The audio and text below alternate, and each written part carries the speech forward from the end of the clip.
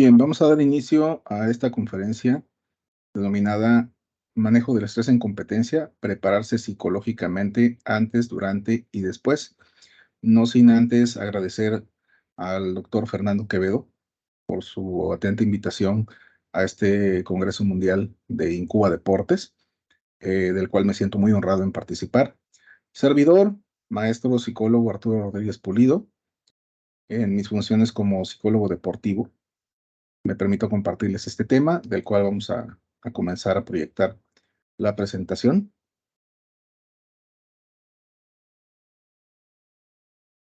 Y pues bueno, aquí tenemos el título oficial, Manejo del estrés en competencia, prepararse psicológicamente antes, durante y después. El deporte por sí mismo tiene diferentes manifestaciones. Una característica en común, considero que independientemente de lo que se habla, deportes de pelota, deportes de combate, deportes de pista, deportes de campo, eh, deportes de fondo. Los deportes tienen un contexto de diversión que va implícito dentro de sí mismo.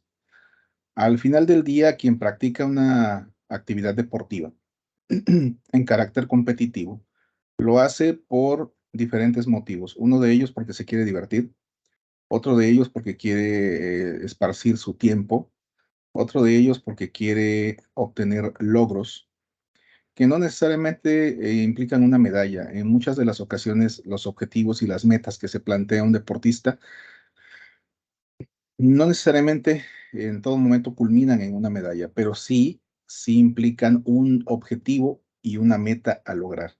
Y es en este contexto donde puede surgir por ahí el elemento que va a ser la característica en común a lo largo de esta conferencia, que es el estrés. Por aquí en la pantalla tenemos diferentes deportes, tanto profesionales como amateur, algunos de ellos olímpicos, otros deportes de exhibición, otros deportes que son más bien una práctica social, ¿sí? Como es la escalada, el salir a trotar.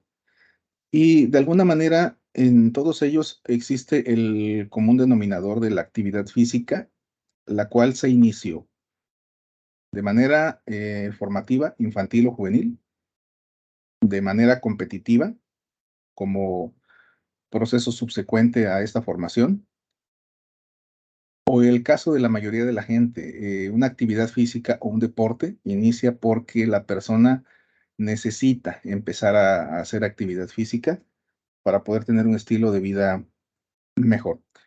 Vamos a comenzar platicando un poco qué es el estrés. Creo que la imagen habla por sí sola. Tenemos por ahí un atleta en el piso con un rostro no muy afable.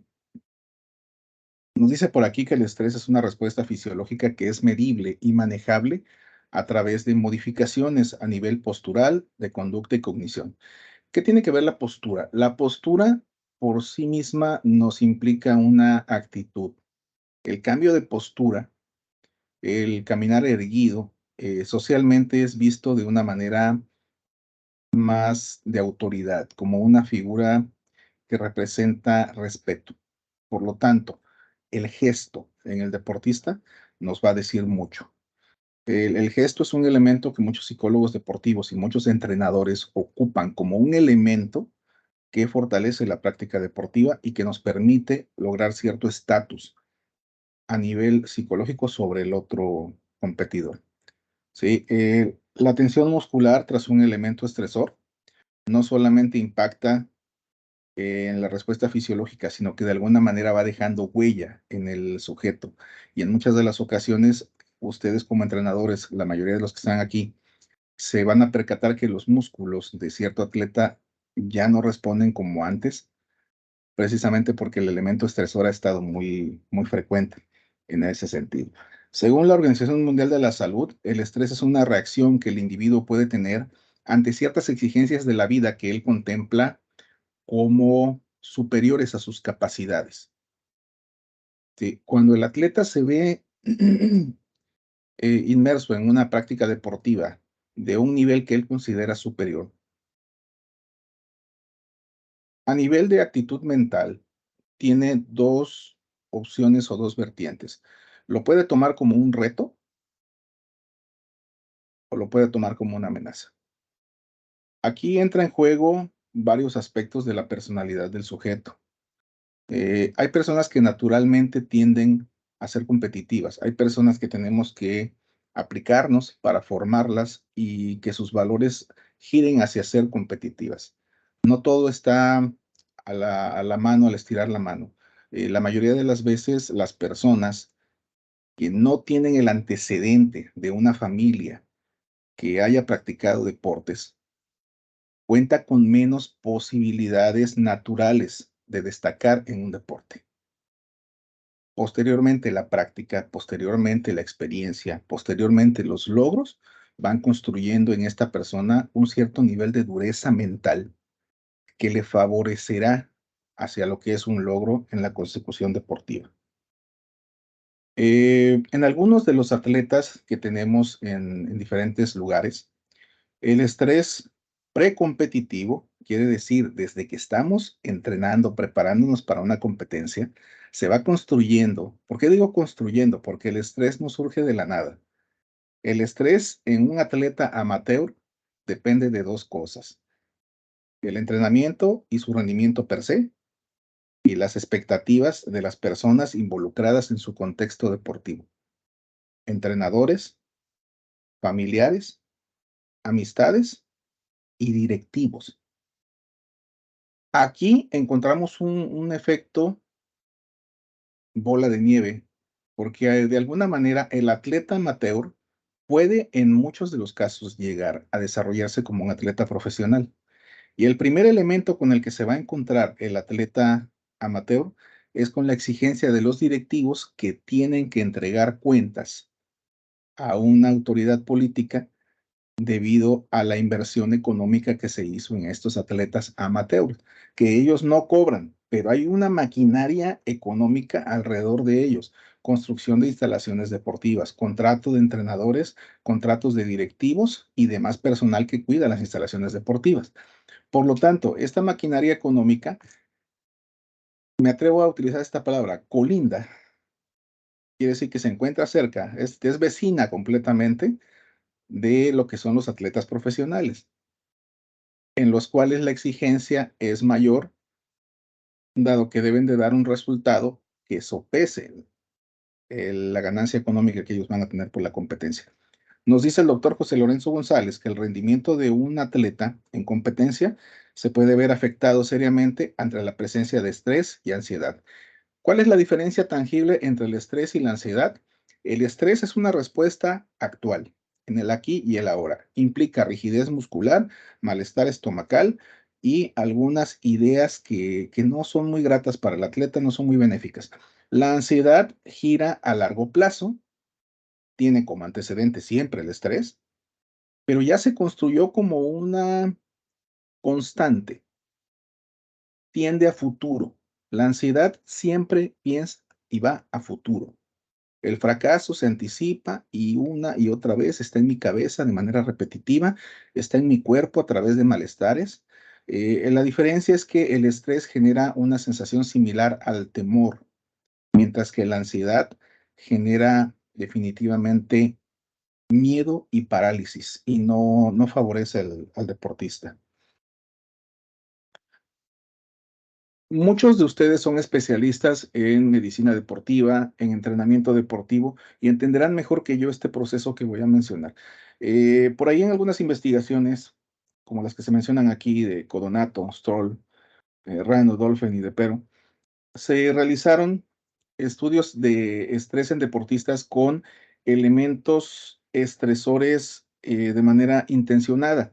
Algunos de efecto visual o auditivo, algunos químicos que fueron suministrados al atleta para que su cuerpo generara intencionadamente una cierta sensación de estrés, para verificar cuáles eran los efectos de este en el rendimiento de la práctica del atleta. No en competencia formal, pero sí en competencias simuladas. Las pruebas realizadas fueron de cortisol y testosterona, tanto en sangre como en saliva a través de un hisopo. Muchos de estos estudios tuvieron como resultado de que un mayor nivel de cortisol generaba un decremento en el atleta.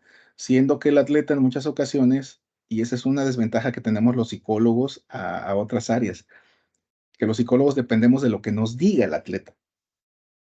Y muchas veces el atleta por sí mismo, o el psicólogo no ha sabido ganarse la confianza del atleta, y el atleta, pues, acomoda la realidad, no voy a decir que miente, pero acomoda la realidad a manera de que cree que no le va a afectar. Como vulgarmente decimos, le dicen al psicólogo lo que el psicólogo quiere escuchar. Y eso no es benéfico, pero las pruebas de cortisol no mienten. Una cantidad de cortisol o una medida de cortisol elevada en el atleta nos indica que ese atleta está bajo un nivel de estrés igualmente elevado. Ahora, las muestras de testosterona nos dan como resultado que a mayor nivel de testosterona había mayor rendimiento deportivo. Por otro lado, se encontraron en el estudio de Chang y Doron había ciertos estilos de personalidad que favorecían la respuesta estresora. Quiere decir, hay personas que por sí mismas tienen la tendencia a sobrepensar, tienen la tendencia a tomar los agentes estresores externos como algo muy grande. Quiere decir, lo magnifican y eso decrementa su rendimiento deportivo, dependiendo el estilo de la persona. Por aquí nos encontramos un elemento que llamó poderosamente mi atención.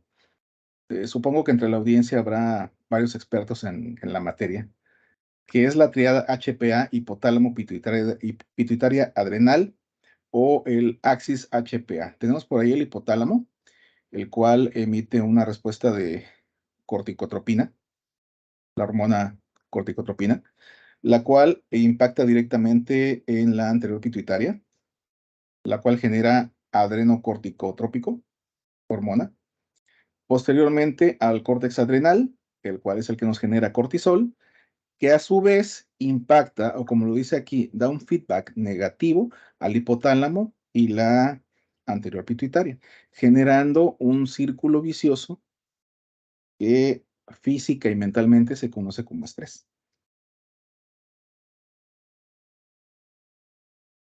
Por otro lado, tenemos por aquí, a manera de ejemplo, cómo la corteza cerebral es la encargada de percibir los estímulos externos a través del sistema nervioso periférico. Tenemos por ahí el hipotálamo, ¿sí? El cual se encuentra muy cerca de la amígdala. En el caso de la amígdala, que es considerada la gónada del de la ansiedad, ¿sí? Nos produce el efecto pituitaria adrenal, el cual impacta directamente en órganos como los riñones y el torrente sanguíneo. ¿Qué es lo que sucede en este proceso? Se inhibe el sistema inmune. En el caso de niños y adolescentes, inhibe el crecimiento. En el caso de atletas de un cierto nivel, no permite ese desarrollo físico que el atleta desea. Inhibe de alguna manera la función reproductiva. Altera el comportamiento e incrementa la glucosa en la sangre, lo cual va a venir a decrementar el rendimiento deportivo también. En cuanto a la alteración del comportamiento, quiero dejar en claro que no es lo mismo conducta que comportamiento. Una conducta es cualquier acción, tanto interna como externa, en el individuo, y el comportamiento es una conducta que se repite una y otra vez. Digamos, el comportamiento define más bien tu personalidad, mientras que la conducta únicamente define tu respuesta ante el medio. Bien. El deporte por sí mismo es una actividad social, cultural. Desde la antigua Grecia, la finalidad del deporte no únicamente era destacar de los demás, sino era lograr un estatus social. En países como Cuba o en el caso de ciertos países de Europa, la práctica deportiva va ligada de manera directa al desarrollo del individuo. En el caso específico de Cuba, las bases de la formación de educación física a nivel primaria incluyen atletismo, gimnasia y gradualmente, dependiendo del desarrollo, se va canalizando al chico o a las chicas en algún deporte que sea en el cual el muchacho o la muchacha va a mostrar habilidades. Esto de alguna forma facilita 3 elementos. Uno, un desarrollo de mejor nivel. 2, una práctica deportiva exitosa. Y 3, un estatus social, porque al final del día, en una sociedad como la nuestra, una persona con mayores capacidades físicas es una persona con mayor eh, desempeño social, con mayor aceptación social. Por otro lado, el deporte por sí mismo no solo es formativo, no solo forma valores, no solamente forma hábitos saludables, sino que también es lúdico recreativo. Ojo, cuando tú llegas a un lugar donde hay muchos niños y todos los niños están serios, el simple hecho de sacar una pelota sencilla de esas de hule y lanzarla en medio de los niños, generará que por lo menos el 80-90% de los niños se pongan a jugar. El otro 20% que se va a alejar lo hará por no recibir un pelotazo, por no caerse o porque no se sienten habilidosos para jugar. Las 2 primeras acciones van ligadas a la falta de desarrollo de ciertas habilidades personales que mucho tienen que ver con su percepción de la capacidad motriz. Esta percepción es un elemento que quiero que quede no en el aire, sino quede recalcada. La percepción que el individuo tiene sobre su persona va a ser fundamental en el desarrollo del trabajo que podamos hacer para el manejo del estrés antes, durante y después de la competencia. ¿Por qué hago el énfasis en antes, durante y después? Lo dejo en claro desde ahorita. Entrenador, si tú vas a querer trabajar el estrés de tu atleta, sea directamente tú o con el apoyo de un psicólogo deportivo, o pudiera ser un psicólogo clínico, si es que el atleta presenta problemas de control de esta emoción que le generen ya sea llanto, irritabilidad, cambios en los hábitos de sueño y alimentación por más de 3 a 6 meses, ahí ya requieres el apoyo de un psicólogo clínico. Si esta situación la notas que se incrementa en competencia, tu atleta presenta problemas estomacales un día antes de competir, tu atleta no puede dormir la noche previa a competir, tu atleta tenía tiempos para ser el primer lugar nacional y al final te quedó en tercero o en quinto lugar, porque el día de la competencia el nivel de estrés que él no sabe manejar decrementa su rendimiento deportivo. Ahí requieres el apoyo de un psicólogo aplicado al deporte, ¿ok? Ahora, ¿por qué enfatizo en esto? Antes, durante y después. Porque todos sabemos que un hábito es una conducta que se construye en por lo menos 28 días. Se fortalece en otros 28 y se concreta en por lo menos 3 meses. No puedes exigir a un psicólogo deportivo ni a un atleta que te dé resultados a nivel psicológico en menos de ese tiempo. Las técnicas que voy a mencionar más adelante, que van a ser fuera de la presentación y que vamos a hacer por ahí una pequeñísima práctica de estas técnicas, em, que ya las conocen y las pueden manejar ustedes sin problema la mayoría. Porque al final de cuentas no estaríamos hablando de una labor clínica, estaríamos hablando de una labor de parte del mismo entrenamiento para el beneficio del atleta. Cuando hablamos de esta formación antes, durante y después, hablamos de un atleta que desarrolla esta capacidad de autocontrol emocional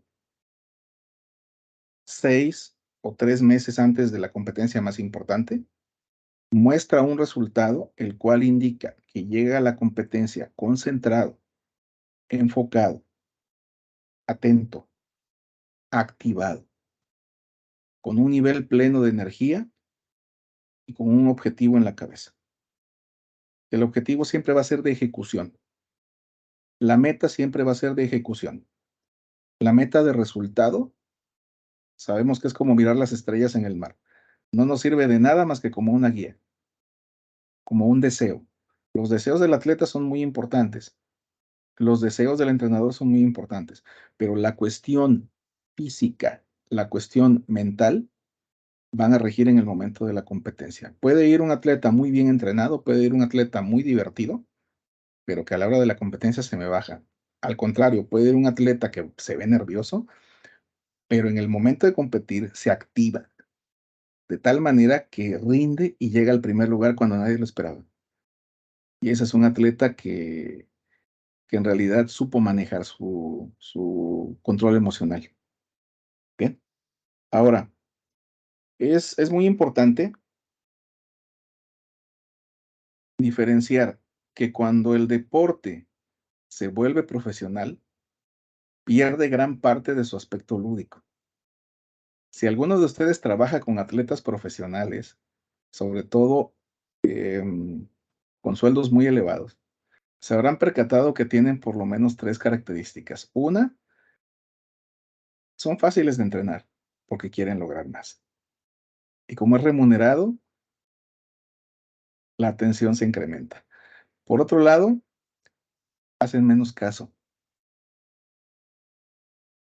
Es decir, ponen atención a lo que ven que les va a resultar benéfico para ganar más, pero hacen menos caso a los consejos, hacen menos caso a terceros, porque se sienten más autosuficientes o se sienten superiores por la cantidad que ganan. Y el tercer elemento, muchos de ellos han perdido la diversión. La diferencia entre un atleta amateur o juvenil o infantil es que la diversión y el logro van por delante del beneficio. Sin embargo, el estrés ligado al deporte competitivo profesional se dispara en relación al amateur. Ahora, ¿cómo evaluar? Creo que lo más importante a dejar en claro en este momento es que el estrés como tal del atleta lo puedes evaluar tu entrenador. Si lo evalúa un médico, también sería muy benéfico. Si lo evalúa un psicólogo aplicado al deporte, sería muy benéfico, pero lo que tenemos aquí son pruebas de pista y campo.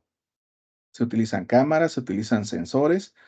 Ahora, te noto a ojo de buen cubero muy rígido al correr. ¿Qué te está pasando? Relájate. No te puedes relajar, ve con el fisiatra, pasa con el masajista. Las cargas de entrenamiento son especiales.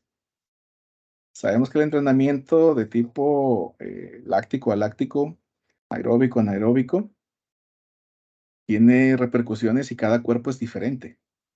Hay cuerpos que fácilmente acumulan ciertos oxalatos de calcio en el músculo y los ponen rígidos, pero hay otros cuerpos que responden a esa predisposición natural de la personalidad para estresarse. Entonces tú lo puedes notar a primera mano. De hecho, el primer psicólogo del atleta es el entrenador. Es el que va a detectar cualquier situación. Si el atleta llora, si el atleta se estresa, si el atleta se irrita, si el atleta pierde el conocimiento, si el atleta pierde el control, baja su rendimiento, el entrenador se da cuenta de inmediato, porque es quien más convive de manera frecuente con el atleta. Por lo tanto, desde este momento hablaremos de que el estrés competitivo tiene características especiales. No es igual al estrés que las personas comunes vivimos en el día a día. Ahora, se puede y se debe manejar de manera numérica. Hay que cuantificar. ¿Cuál era la flexibilidad o cómo era la flexibilidad de mi atleta antes del agente estresor o antes del elemento que lo estresó? ¿Cuál fue después? ¿Cómo lo noté? ¿Cuál es su velocidad? ¿Cuál es su ritmo? ¿Cuál es la frecuencia? Frecuencia cardíaca, el ritmo. Son diferentes elementos. Cuando hablamos de psicoeducación, hablamos del desarrollo de un plan de trabajo donde el atleta por sí mismo aprenda a desarrollar habilidades que le ayuden a gestionar sus emociones, que le ayuden a lograr un manejo del estrés y un cierto nivel de autocontrol emocional. ¿Ok? En el caso muy particular, aquí voy a meter mi cuchara porque por aquí seguimos insistiendo en cómo evaluar. En lo personal, yo evalúo en 3 momentos. ¿Ok? Y utilizo 2 elementos de recolección de información iniciales que son para mí fundamentales. En esta presentación voy a presentarles uno, que es la PSS-1, escala de estrés autopercibido. Hace un rato dije, vamos a ponerle marcatexto, colorcito, a lo que es la percepción. Lo que yo pienso de mí mismo es lo que yo percibo de mí mismo. Yo voy a hacer mi propio crisol, mi propio cristal a través del cual miro mi realidad. Pero hay un elemento que a mí en lo particular me ha servido mucho, es el Sport Size Mapping.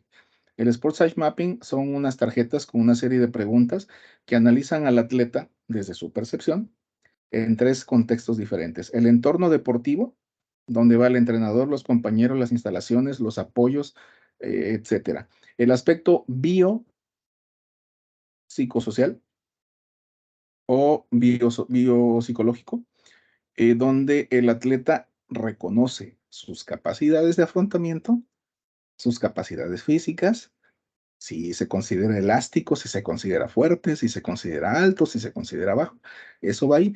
Y el tercer elemento que considera el Sports Science Mapping es el análisis de las habilidades psicológicas del atleta.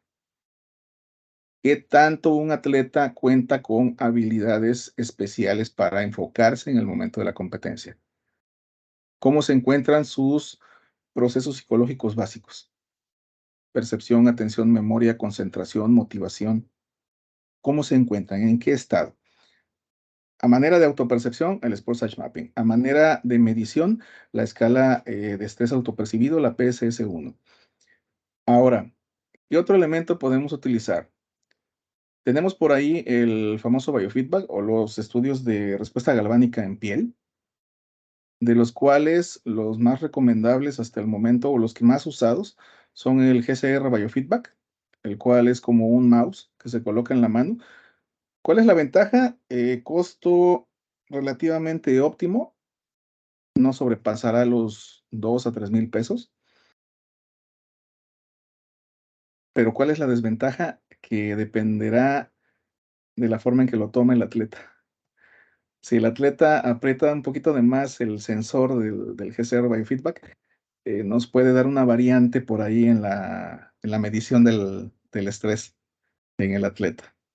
A diferencia de los otros que son por electrodos, que se me hace más confiable, se colocan en los dedos, se colocan en la palma de la mano y únicamente el atleta debe estar en una posición neutra y se incluye en un programa que se vende, es el M-Wave Biofeedback, y ese sí anda rondando, lo revisé hace unos días, estaba en 8 o 9 mil pesos mexicanos. Estaríamos hablando más o menos, pues no sé, alrededor de 350, $400, poco más de $400, yo diría, el costo del M-Wave Biofeedback. Y ese se compra por internet, así aparece como tal. Y al parecer envían todo, el programa se descarga, envían los electrodos y el aparato que hace la medición. Es muy confiable, junto con el que está muy de moda, que es la diadema de medición, pero esa diadema tiene un costo más o menos de 5 a 7 mil pesos y se utiliza más para trabajo con meditación o mindfulness. Entonces, como en este caso la psicoeducación no va a girar en ese tono, yo recomiendo los dos primeros o en definitiva con la escala de estrés autopercibido podemos hacer una buena evaluación. No es necesario gastar porque a excepción de que quieran realizar alguna investigación al respecto. Mis mediciones son en 3 momentos. Se aplica al iniciar la temporada, se aplica a la mitad de la temporada, cuando el atleta quizá ya pasó por competencias locales, regionales, y se aplica al final de la temporada. Quiere decir, hay que hacer un trabajo. Así como ustedes contemplan el trabajo de descarga posterior a la competencia grande, a la competencia importante de su planeación, así igual el psicólogo en su trabajo como entrenamiento psicológico contempla la descarga también psicológica posterior a la competencia. ¿Cómo evaluar? Aquí voy a permitirme, como va a ser grabada la conferencia, me voy a permitir solicitarles, pues si quieren por ahí darle una pequeña pausa de un minuto o lo vamos revisando. Eh, ¿Por qué razón? Les voy a presentar la escala de estrés percibido o autopercibido, la PSS-1, la cual consiste en 14 ítems o preguntas a manera de escala de Likert, donde te evalúas en base a 5 puntos. Se suma al final el puntaje de los 14 ítems o preguntas y el puntaje varía de 0 a 56, lo cual nos indica que a mayor puntaje hay un mayor nivel de estrés autopercibido. A menor puntaje, pues por supuesto que tenemos un menor nivel de estrés. Por ello mismo, se aplica al inicio de la temporada, a la mitad de la temporada y al final, después de la competencia. para verificar las variaciones entre una y otra. Y es por ello que por lo menos una vez cada semana, si se tuviera a la mano el biofeedback, sería muy interesante su aplicación a la par de estas mediciones de la escala de estrés autopercibido. Esto que vemos aquí es la escala de estrés percibido y nos dice lo siguiente: las preguntas en esta escala hacen referencia a tus sentimientos y pensamientos durante el último mes. En cada caso, por favor, indica con una X cómo te has sentido o cómo has enfrentado la situación. Y fíjate bien, eh, en el último mes, ¿con qué frecuencia te has sentido afectado por algo que ocurrió inesperadamente?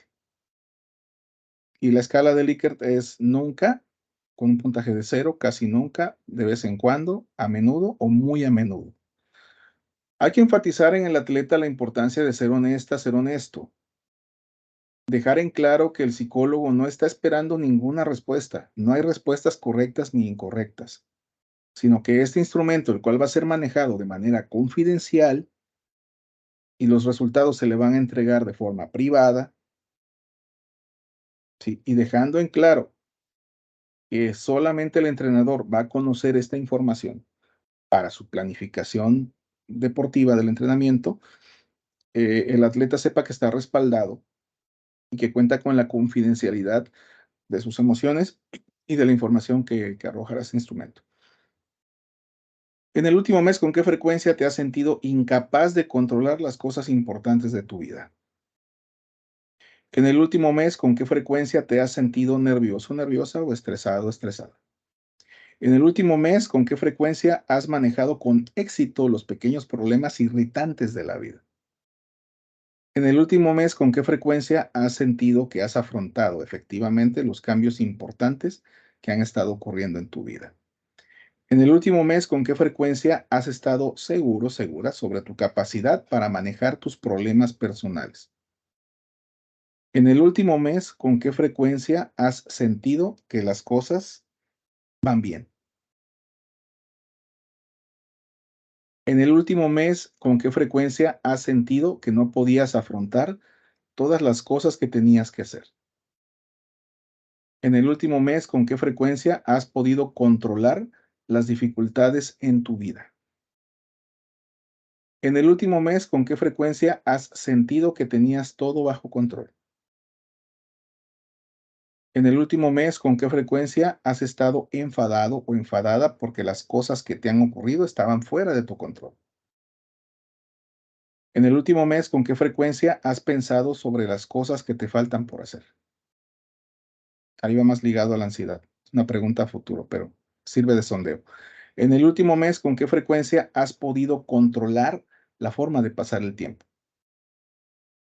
En el último mes, ¿con qué frecuencia has sentido que las dificultades se acumulan tanto que no puedes superarlas? Son 14 preguntas muy sencillas, pero requieren atención, análisis y sobre todo honestidad en la respuesta. ¿Ok? Posteriormente a ello, tenemos como objetivo general identificar los efectos posteriores a la aplicación de un programa de psicoeducación basado, bueno, en este caso le puse consejería psicológica, ahorita explicaré por qué, y sus técnicas en la respuesta del atleta ante su percepción a estímulos estresores. No solo estaremos trabajando el estrés que siente el atleta, eso sería muy mecánico, eso sería muy conductual y ya. Estamos trabajando el desarrollo de una habilidad. Mi atleta va a aprender cómo afrontar el estrés el resto de su vida. Esa es la finalidad, que el atleta aprenda cómo se hace. Así como tú le enseñaste la técnica para saltar vallas, para saltar altura, saltar distancia, lanzar jabalina, lanzar una bala, nadar en alberca, patear una pelota, lanzar una pelota, saltar, recibir en el voleibol, lo que le hayas enseñado, lo que le estés enseñando, de la misma forma inclúyete en tu programa de trabajo, dale un peso específico al aspecto psicológico y lo que puedas, trabájalo directamente tú. Digo, yo como psicólogo deportivo tengo claro mi papel. Mi papel es llegar primero, saber si soy requerido.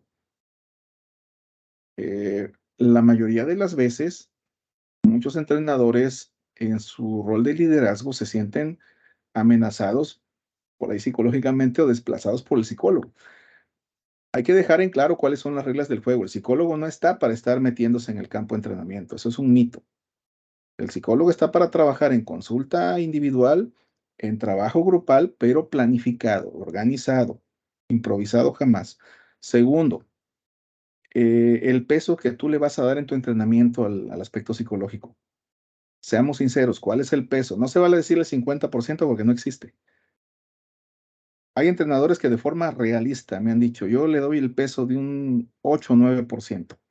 Se me hace mucho. Hay quien me dice, no, yo en mi atleta lo veo muy bien, mira, los aspectos a trabajar, incluso ya los tienen vistos, y me dicen, son A, B y C, y le voy a dar un 6%. Dice, no te ofendas si te doy un 3%. Le digo, no, no me ofendo, porque tú conoces muy bien a tu atleta, o sea, define cuál es el peso específico del aspecto psicológico. ¿Qué te está faltando? Ahora, dejemos en claro que psicológico no es tirar un rollo, no es sacar la matraca o echarle cohetes en el aire para que se sienta motivado, estimulado. Esos son estímulos. Los estímulos solamente hay de dos, internos o externos. Emocionales por aspecto social, por los externos por cuestión económica, la medalla, el trofeo, una beca, un viaje. Solo hay de dos. No tenemos más. Entonces, hay que aprender con los recursos que tenemos. Seamos honestos. Bien. Ahora, la metodología a seguir, bueno, es muy sencilla, delimitar la población acorde a las variables, lo que voy a trabajar. Es decir, si tengo infantiles, tengo juveniles, a la hora de trabajarlos, no es el mismo desarrollo ni son las mismas necesidades. Otra, yo conozco a mi atleta y conozco a su familia. Hay que identificar en la parte de la historia vital del atleta, si el atleta proviene de una familia integrada, de una familia disfuncional, si proviene de una familia monoparental, si proviene de una familia muy extensa. Y algo muy importante, entrenadores, médicos y personal que se dedica al deporte, tengan muy en claro, porque esto es fundamental, si la familia del atleta practica o han practicado el mismo u otros deportes. Es más fácil trabajar con un atleta que la familia viene de un historial de deportistas, que trabajar con un atleta que en su cabeza no existen las redes neuronales de cómo recibir una pelota o cómo lanzar una bala o una jabalina o un disco. Sin embargo, hay talentos naturales. Cada quien se desarrolla de manera distinta y hay talentos muy naturales que nos permiten lograr resultados sorprendentes. Valorar el estado inicial del atleta con la PSS1, implementar el programa de psicoeducación, valorar con la PSS1 a media temporada o ciclo, implementar la siguiente parte del programa, o sea, continuar mi entrenamiento. Ahora, evaluar como post-test con la PSS1 al final de la temporada,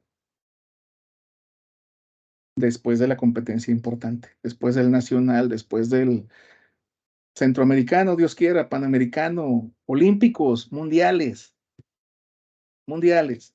Me ha tocado trabajar con atletas que obtuvieron medallas a nivel mundial. Me ha tocado trabajar con atletas que el logro de su vida fue ser selección estatal. Me ha tocado trabajar con atletas que fueron a un nacional y regresaron orgullosos de un quinto, un sexto, un séptimo lugar, así como me ha tocado trabajar con atletas que volvieron del nacional frustrados porque el año pasado fueron campeones y este año fueron bronce. Sin embargo, no he conocido uno solo de ellos que no haya querido regresar. Eso sí tiene el deporte, que es autoestimulante, es como Albert Bandura decía, desarrolla la autoeficacia. Si este año no pude, el siguiente voy por ese logro. Si el siguiente año no se pudo, analizar por qué no se pudo y el siguiente año voy a ir por él. Mientras mi condición física, mientras mi salud, mientras mi edad me permita, hay gente que toda la vida ha estado en el deporte y es maravilloso, es formidable, vaya. Aquí la pregunta de investigación, si es que la queremos ver, sería, ¿serán las herramientas de psicología aplicada al deporte competitivo? ¿Sí? Una herramienta funcional, válgase la redundancia, para la psicología del rendimiento deportivo, en función de generar un cambio en la manera que el atleta percibe su competencia como agente estresor. Repito, aquí no se trata de ver si voy a bajar el estrés de mi atleta. El estrés se baja con una respirada. El estrés se baja con un tensión, relajación. El estrés se baja con un ejercicio de autohipnosis. En 10 minutos ando, como dicen en Ciudad de México, lisito, lisito, relajado, tranquilo, con un pensamiento claro. Sí, pero ¿cuánto me va a durar? Aquí lo importante no es lo que se logra en un día, es lo que se persigue y se mantenga a lo largo del tiempo, que se vuelva parte del entrenamiento, que el atleta ya sepa lo que tiene que hacer. Ahora bien, la finalidad de evaluar y de trabajar de esta manera es obtener información que verifique los efectos de este programa de psicoeducación. No se maneja el estrés antes de competencia los meses que sean necesarios. Durante la competencia, las diferentes fases regionales, municipales, regionales, estatales, regionales, nacionales, nacionales y demás hasta llegar a los internacionales, Dios quiera, no se maneja ese entreno para que al rato se olvide, se vuelve algo ya permanente. El atleta ya debe de saber que el día de la competencia no se trabaja relajación. El día de la competencia se debe de trabajar activación, motivación y a lo largo del entrenamiento, tu entrenador debes de manejar que su foco de atención se centre en la menor cantidad de estímulos posibles. Si tu atleta corre por pista, su percepción va a girar en torno a 2 líneas. Trabaja ese aspecto visual de las 2 líneas.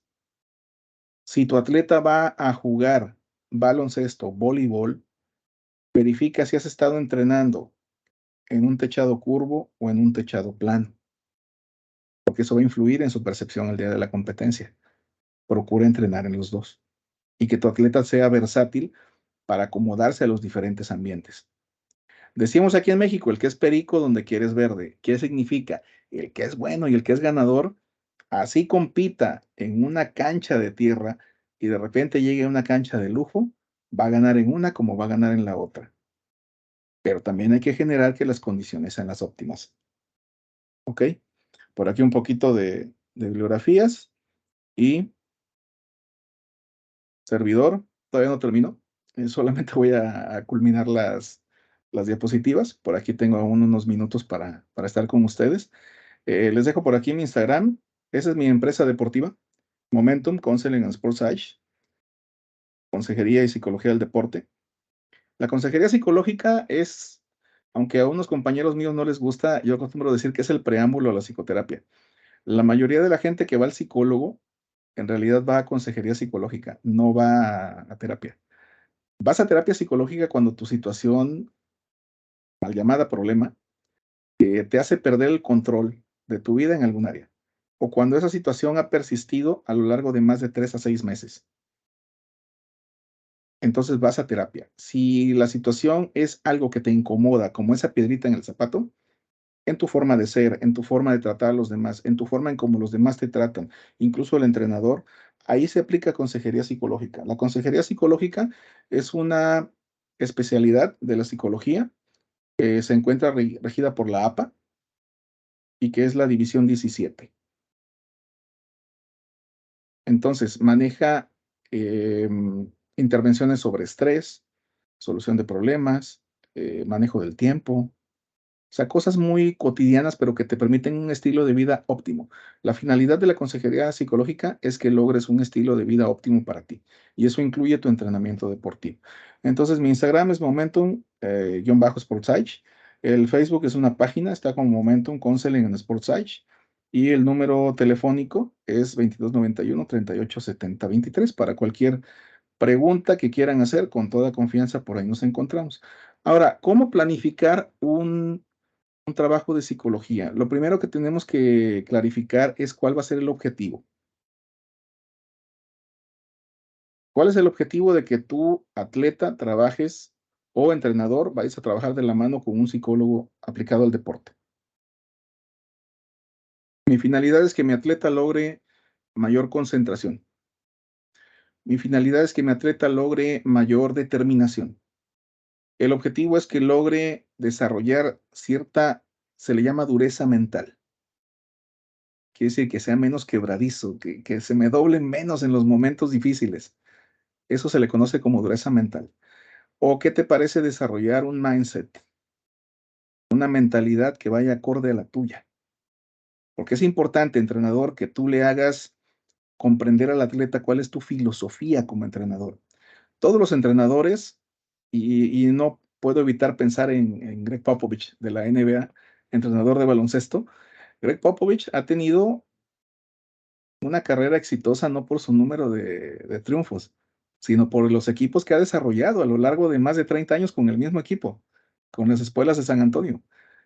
Quien ha visto jugar a los Spurs de San Antonio con David Robinson, los ve jugar actualmente y dices, es el mismo equipo, porque es el entrenador que tiene su filosofía. Y sus equipos juegan bien, juegan igual, tienen flow, tienen energía, tienen mentalidad, el mindset. ¿Cuál es la mentalidad? ¿Fija o de crecimiento? Entonces, ¿cuál es la tuya? Hácelo saber a tu atleta. Por ahí empezamos. El siguiente punto, ten bien en claro cuáles van a ser las herramientas psicológicas que vas a emplear. Los entrenadores conocen muy buenas técnicas de relajación muscular y mental. No es algo desconocido. Ahora, como psicólogo deportivo, yo sé que el entrenador lo sabe, por lo tanto, al menos yo en lo particular, dejo que el entrenador lo haga. Y por encima del entrenador, nos ponemos de acuerdo y permito que el atleta desarrolle su propio programa de entrenamiento psicológico en cuanto a las herramientas. Yo utilizo 5 base. Tensión, relajación de Jacobson o técnica de Jacobson. Muy fácil. Voy a salir de la presentación para que se vea un poquito más grandecita por aquí mi cara. Ok, ahora sí estoy con ustedes. Tensión, relajación, acumula un grupo de músculos. Apretamos, por ejemplo, la mano fuerte, solo es una muestra. Fuerte, fuerte, fuerte, durante más de 10 segundos. La mantengo bien, bien apretada durante 7 u 8 segundos.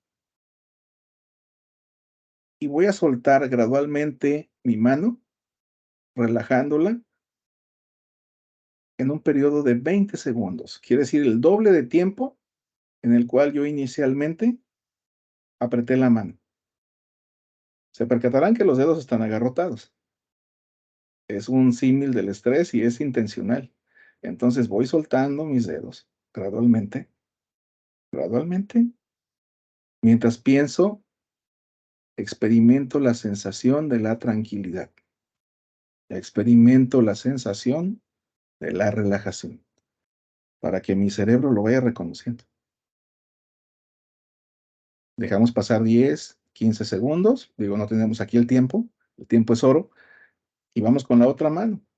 Apretamos fuerte, fuerte, fuerte durante 10 segundos hasta llegar al grado máximo de fortaleza.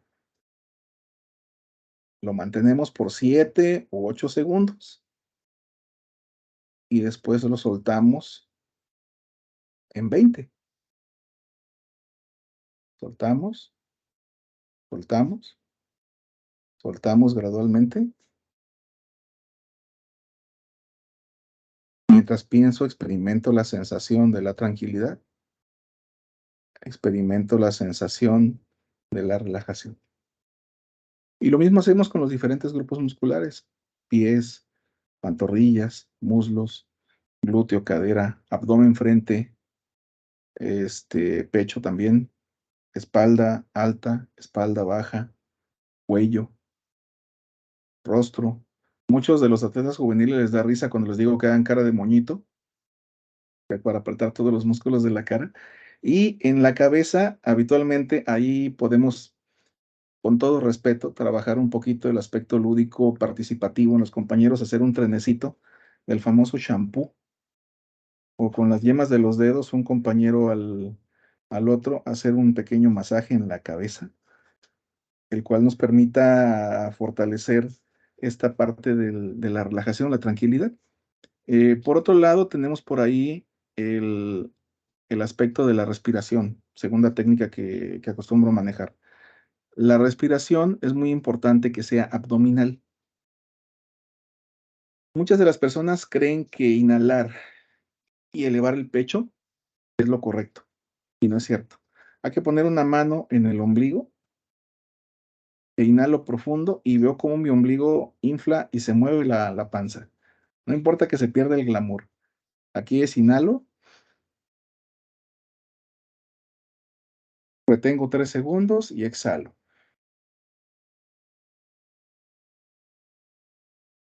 Inhalo, Retengo 3 segundos y exhalo.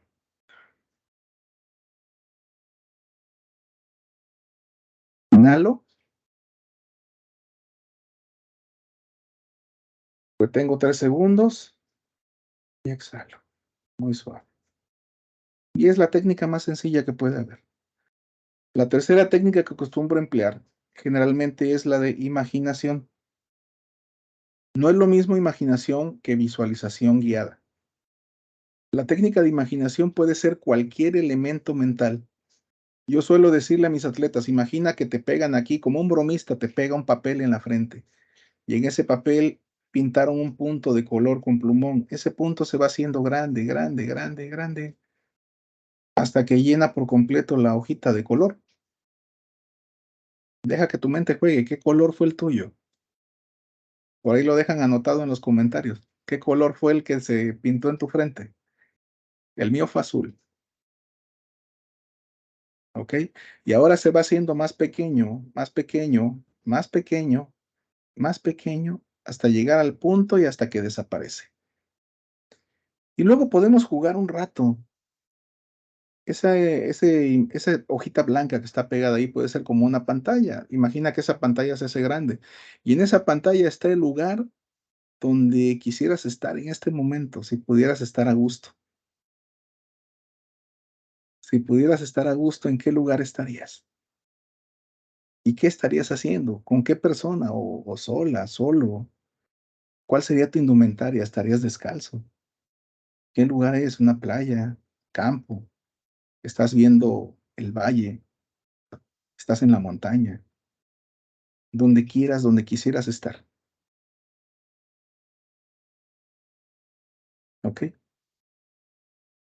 Y deja que tu mente juegue un ratito con esa imagen. Está en ese lugar, mantente ahí. Puede que encuentres lo que en psicoterapia le llamamos tu lugar seguro. Ese lugar seguro que de niños teníamos al taparnos con una sábana. Y adentro era un mundo aparte y era seguro. Afuera, lo que pasara no me iba a suceder nada. Era como una casita. Ese es tu lugar seguro. Y es importante que como atletas logren encontrar su lugar seguro, porque el lugar seguro sí se puede ocupar en el momento de la competencia. Y es una relajación automática. Hay entrenadores que dicen, ve a tu lugar seguro. Me tocó ver entrenadores utilizar luz, como el perro de Pavlov, 2 lamparazos en la frente o enfrente, y estaba automatizado el lugar seguro, el bienestar, ¿ok? La cuarta herramienta va a ser difícil, mostrarla en este momento, pero es muy sencilla de lograr. Si trabajamos con la imaginación de manera frecuente, podemos trabajar la visualización. La visualización quiere decir, esos movimientos que tu atleta le cuestan trabajo, pero que tú, entrenador, sí conoces, desarróllaselos a nivel psicológico, con ese juego mental de, mira, cierra tus ojos, mírate, varíale, desde tu persona, así como ves, natural, o mírate desde fuera como si fuera una película, practicando el movimiento que se te dificulta, que no te ha salido, y visualiza que lo practicas adecuadamente, que te sale de manera correcta. Practícalo una y otra vez. La mayoría de los atletas de alto rendimiento acostumbran ensayar mentalmente un día antes de la competencia. Eso sí se debe de hacer un día antes. Y sobre todo, métele mucha emoción. Métele mucho la parte de que voy a ganar. Y al día siguiente, ponte en mente realmente comprometerte a lograr ese resultado. ¿Ok? Y la quinta herramienta que yo utilizo la varío dependiendo, porque en consejería psicológica tenemos el focusing de Gendling. El focusing es una técnica a través de 3 elementos principales: respiración, manejo de la imaginación y un poquito la parte volitiva, la parte de voluntad, donde yo a través de ese ejercicio puedo cambiar la sensación. Por ejemplo, hay atletas que escuchan el disparo o el silbatazo y se paralizan. Yo puedo cambiar esa sensación con la técnica de focusing de Gendling. La otra técnica que puedo variar en este caso, dependiendo del conocimiento que yo tenga del atleta y la confianza que él tenga en mí, es el manejo de la hipnosis. Hay técnicas de autohipnosis. Hay un libro por ahí que se lo voy a facilitar al doctor Quevedo, que es Técnicas de Autocontrol Emocional de Davis y Mackay. Si por ahí se los pudieran facilitar, es un libro práctico, es un libro fácil, por ahí lo mencioné en las bibliografías. Para mí ha resultado fundamental porque es un libro que te enseña los ejercicios, respiración, autohipnosis, tensión, relajación. Incluso hay un juego como de adivinación con un anillo. Es fabuloso, porque es un juego al final del día, ¿no? Y es una manera de esparcir la mente. La mente, ya para ir cerrando, ¿cómo se aplica esto? Una técnica por semana, diferente. Puedes mezclar dos, puedes mezclar tensión, relajación y respiración y cerrar con un poco de imaginación. Funciona muy bien. Puedes mezclar un poquito de respiración e imaginación nada más. Puedes usarlas de manera aislada, pero lo importante es que por lo menos dos, tensión, relajación, el atleta lo practique al menos 4 veces por semana en etapa de entrenamiento, no previo a una competencia. Días antes de competencia, no considero muy viable hacer tensión, relajación. Funcionaría mejor una técnica de imaginación, respirar y enfocarse en lo que tiene que hacer. Permítele a tu atleta identificar cuáles son sus palabras clave. Me atrevo ahí a referirles la película de Rocky, creo que es Rocky 1, cuando Apollo Creed está entrenando, calentando previo a la pelea, o es Rocky 2, y el entrenador está gritándole, huracán, huracán, tormenta, truenos, huracán, y él intensifica los guantazos, porque su mente está acelerando el pensamiento por esas palabras clave. Esas son palabras clave para el deporte. La otra es tener tu frase motivacional a la mano. Todos tenemos una frase que nos ha cambiado la vida. Al final voy a decir la mía, con esa lo voy a cerrar la conferencia. Y un elemento muy importante en el atleta es el manejo de la atención, el foco de atención. Hay atletas que escuchan música antes de competir y eso los enfoca, pero hay atletas que música o, o el ambiente alrededor los distrae. Conoce a tu atleta y si el atleta se distrae porque hay gente bonita cerca, hay muchos colores, hay mucha música, aíslalo un poco y solamente salga a competir. Mejor que visualice, que se enfoque, que caliente, que se active, ¿ok? Y esa es la mejor manera de trabajar el estrés antes, durante, después de la competencia, es para soltar toda la carga psicológica, toda la carga emocional. Ahí recomiendo mucho para ustedes también que el atleta, cuando terminen temporada, hagan como su carta de despedida y háganla también ustedes. Háganlo como una especie de ritual, no sé, quémenlas juntos, entiérrenlas, guárdenlas para volverlas a leer la próxima temporada. ¿Qué viví esta temporada? ¿Qué sentí? ¿Qué aprendí? ¿Qué desarrollé? ¿Qué me faltó? En una carta, en tus palabras. Pueden leerla o no, pero que el sentimiento no se quede atorado, que haya esa descarga, sácalo de aquí, ¿ok? Y pues bueno, para no robarles más tiempo, porque ya tengo una hora aquí, ya para culminar, me despido de ustedes con la frase que honestamente cambió mi vida y que dice, las justas batallas han de reñirse aun cuando no creamos posibilidad del éxito, pues de lo que Dios nos pedirá cuenta. No es de los triunfos y medallas obtenidos, sino de la lucha y el esfuerzo por lograrlas. Y es una frase de Donoso Cortés. Alguna vez la encontré en mis tiempos de universitario y nunca me solté de ella. ¿Ok? Entonces, de mi parte es todo. Desafortunadamente no pude estar en vivo. Se queda grabada la conferencia. Ando, debo de andar dando clases en algún lugar de México. Y bueno, no me despido, quedo a sus órdenes, agradeciéndoles ampliamente. Y pues bueno, gracias a Fernando Quevedo, gracias a Incuba Deportes, gracias a la gente que va a ver esta conferencia y que ojalá sirva de algo y por encima de todo que se atrevan a incluir la psicología deportiva antes, durante y después de sus competencias para que tengan mejores resultados. Cuídense mucho, saludos, Dios me los bendiga y un abrazo.